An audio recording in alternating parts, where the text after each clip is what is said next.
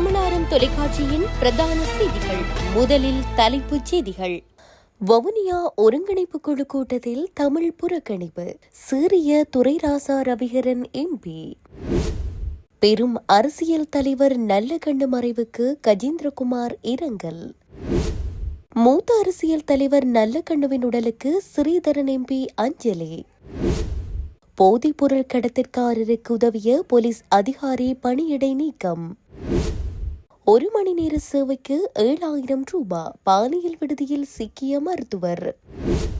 பெண் போலீஸ் உத்தியோகத்தர் பாடசாலை மாணவன் தகாத தொடர்பு வீடியோவால் சர்ச்சை. கனடாவில் பாடசாலை மீது குண்டு மிரட்டல். தொடர்பான விரிவான செய்திகள். வவுனியா மாவட்ட அபிவிருத்தி ஒருங்கிணைப்பு குழு கூட்டம் இன்று நடைபெற்ற நிலையில் கூட்டத்தின் போது நீண்ட நேரமாக மொழிபெயர்ப்பின்றி தனி சிங்கள மொழியில் கலந்துரையாடல்கள் இடம்பெற்றமை சபையில் சலசலப்பை ஏற்படுத்தியுள்ளது. கூட்டத்தின் நடைமுறைகள் மொழிபெயர்ப்பின்றி தொடர்ச்சியாக சிங்கள மொழியில் இடம்பெற்று வந்ததைக் கண்டு வன்னி மாவட்ட நாடாளுமன்ற உறுப்பினர் துரைராசா ரவிகரன் கடும் சீற்றமடைந்தார். ஆசனத்திலிருந்து எழுந்த அவர் இத்தகைய முறையற்ற செயற்பாட்டிற்கு தனது வன்மையான கண்டனத்தை வெளியிட்டார். வவுனியா மாவட்ட ஒருங்கிணைப்பு குழு கூட்டத்தில் கலந்து கொண்ட பாராளுமன்ற உறுப்பினர்கள், அரசு திணைக்கள அதிகாரிகள், உத்தியோகத்தர்கள் மற்றும் பொது அமைப்புகளின் பிரதிநிதிகளில் பெரும்பாலானோர் தமிழ் பேசுபவர்கள் என்பதை ரவிகரன் எம்பி இதன்போது சுட்டிக்காட்டினார். தமிழ் பேசும் மக்கள் பெரும்பான்மையாக உள்ள ஒரு மாவட்டத்தில் மொழிபெயர்ப்பின்றி நீண்ட நேரமாக சிங்கள மொழியில் மட்டும் கலந்துரையாடுவதை ஒருபோதும் ஏற்றுக்கொள்ள முடியாது என தெரிவித்த அவர் உடனடியாக தமிழ் மொழி மூலமான மொழிபெயர்ப்பை வழங்குமாறு கோரினார். துரைராசா ரவிகரன் எம்பியின் கோரிக்கையை தொடர்ந்து வவுனியா மாவட்ட ஒருங்கிணைப்பு குழு கூட்டத்தில் தமிழ் மொழிபெயர்ப்பாளர்கள் நியமிக்கப்பட்டு இரு மொழிகளிலும் கலந்துரையாடல்கள் சீராக முன்னெடுக்கப்பட்டன.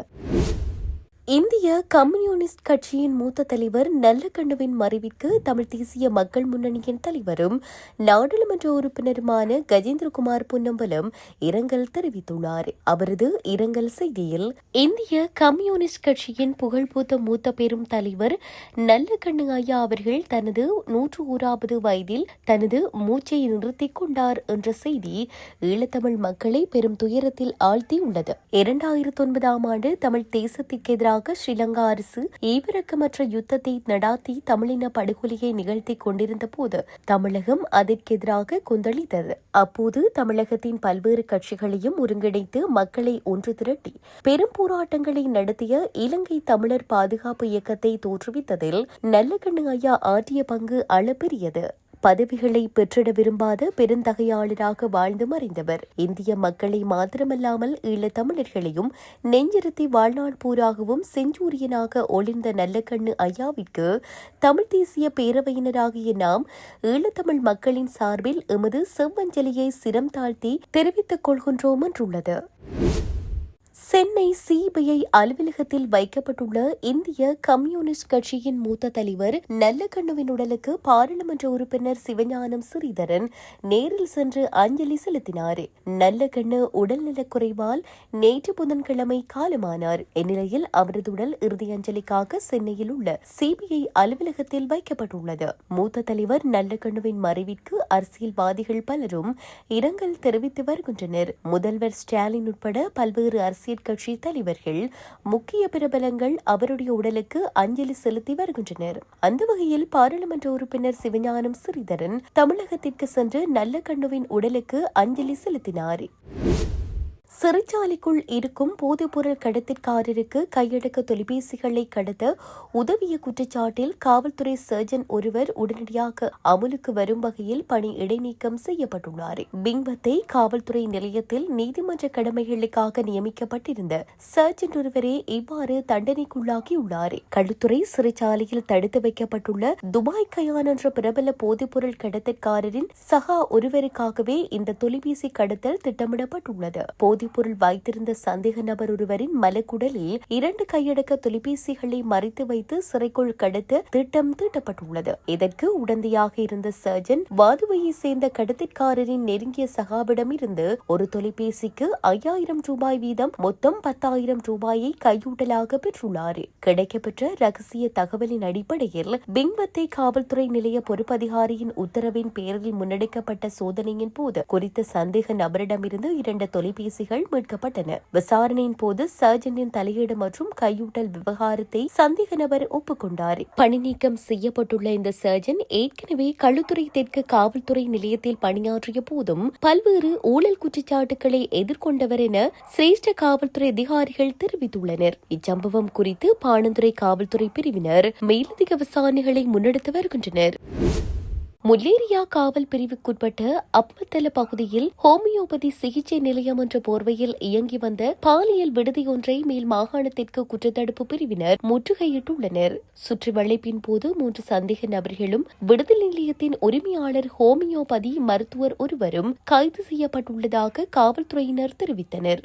மருத்துவ சிகிச்சை வழங்குவதாக கூறி அதன் மறைவில் பாலியல் சேவைகள் வழங்கப்பட்டு வந்துள்ளமை ஆரம்பகட்ட விசாரணைகளில் தெரியவந்துள்ளது. இங்கு 1 மணி நேர பாலியல் சேவைகளுக்காக வாடிக்கையாளர்களிடம் 7000 ரூபாய் அறவிடப்பட்டுள்ளது. மேல் மாகாண குற்றத்தடுப்பு பிரிவின் பணிப்பாளர் பிரதி காவல்துறை மா அதிபர் சமந்த விஜயசேகர மற்றும் உதவி காவல்துறை அத்தியட்சகர் ஜனககுமார ஆகியோரின் மேற்பார்வையில் காவல்துறை பரிசோதகர் சுமித் ஜெயசிங்கவின் ஆலோசனையின் பேரில் முற்றுகையிட்டுள்ளனர். உப காவல்துறை பரிசோதகர் பாஸ்நாயக்க தலைமையிலான குழுவில் பெண் காவல்துறை உத்தியோகத்தர்கள் உட்பட பல அதிகாரிகள் இந்த சுற்றி வளைப்பில் பங்கேற்றனர். கைது செய்யப்பட்ட சந்தேக நபர்கள் நீதிமன்றத்தில் முன்னிலைப்படுத்தப்பட உள்ளதுடன் மேலதிக விசாரணைகளை முல்லேரியா காவல்துறையினர் முன்னெடுத்து வருகின்றனர்.